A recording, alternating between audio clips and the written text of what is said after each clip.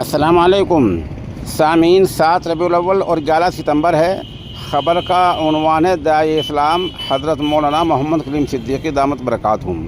अभी इस नामानगार ने अपने दूसरे चैनल दस्तक डेली पर यह ख़बर अपलोड की है, लेकिन लोगों के फ़ोन बहुत आ रहे हैं, इसलिए अब अपने दूसरे चैनल सोशल इंडिया न्यूज़ पर भी इसको अपलोड कर रहा हूँ और आप सब लोगों से दुआ की दरख्वास्त कर रहा हूँ।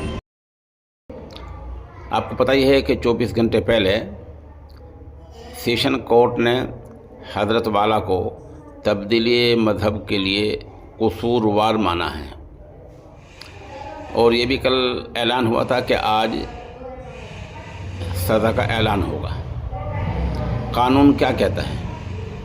कानून ये कहता है कि अगर सज़ा 3 साल से कम है तो आज कल में ही बहुत जल्द ज़मानत हो सकती है, और अगर 3 साल या उससे ज़्यादा सज़ा है तो फिर जेल जाना होगा और 2-4 दिन बाद हाई कोर्ट में अपील होगी और वहाँ से ज़मानत होगी।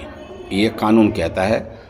मशहूर एडवोकेट जनाब मोहम्मद मुस्तफ़ा साहब ने इस नामनगार को ऐसा ही बतलाया है।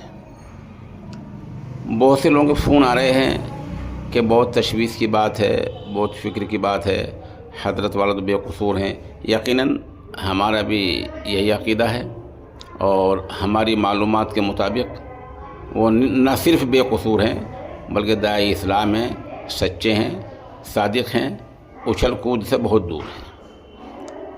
जो लोग फ़िक्र में हैं, हमें उनसे 2 बातें करनी हैं।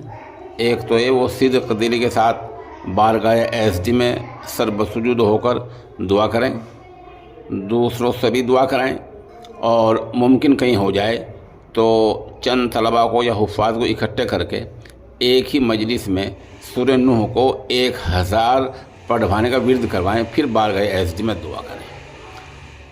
हज़रत मौलाना इफ्तिखारुल हसन कांदलवी रहमतुल्लाह अलैह के दौर में ये दुआ बारहा की गई है कि एक ही मजलिस में सूरह नूह को 1000 बार पढ़ा गया है और बारगाह एसडी में दुआ की गई है।